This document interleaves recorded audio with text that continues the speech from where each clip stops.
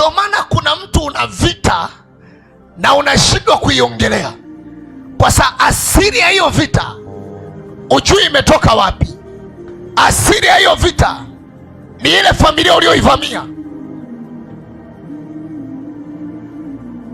Ile familia ulioivamia huwa kule wana kanuni zao,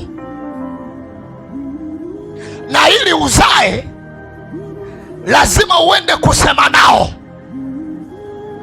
Ili ufanikiwe lazima ukaongeleshe makaburi. Ili upate pesa, biashara, unayo huduma, ili iweze kustawi lazima ukaongeleshe makaburi. Sasa unapokuwa mpinzani, yale maroho yanakunyoosha. Ndio maana ukuta kuna watu kila unachogusa ni patashika, jana ni afadhali ya leo. Yaani namna ambavyo unatembea mazingira yenye huyaelewi, huko unajiongelesha peke yako. Unasema aisee, mara ya kwanza wakati sijaoa nilikuwa ngao najipata, nilipoolewa tu sijui nina vita gani. Kumbe ukoo ulioingia una shughuli yake. Yule ambaye amekuoa kumbe ni lango. Yule ambaye umeolewa naye kumbe yeye ni lango, yeye ni tegemeo, yeye alishatolewa kuwa malimbuko. Hata leo kwenye koo zetu huwa wanatoa sehemu ya mashamba yao, wanatoa sehemu ya vizazi vyao. Leo tunakata malimbuko, leo tunakata malimbuko. Yoyote aliyetolewa hapa kwenye koo, kwenye familia, wakati naongea moto kukurupushue uweze kukuleta mbele, kwa sababu ni saa ya kupona. Kila nguvu ya giza ipasuke, kila madhabahu ipasuke, kila maagano yapasuke.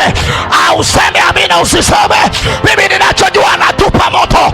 Utaenda kwa kila mmoja anayestahili, anayenielewa. Sema mama.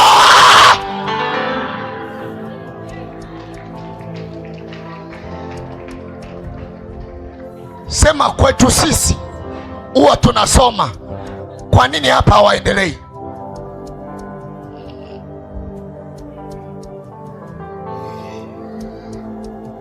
Wazaliwa wa kwanza wote walioko hapa, ikiwa kuna kitu ulishafanyiwa, ulimwagiwa madawa, ulioga maji, ulipewa jembe, wakati unatoka kwenye zile siku ambazo wanatolewa ndani, walikukabidhi jembe, kuna maneno walisema.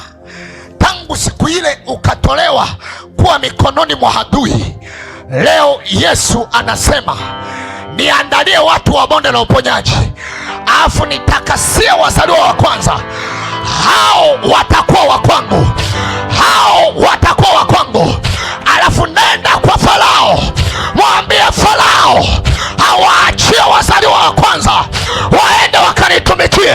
Leo natangaza wazaliwa wa kwanza, twende tukashike Biblia, twende tukanenda kwa lugha.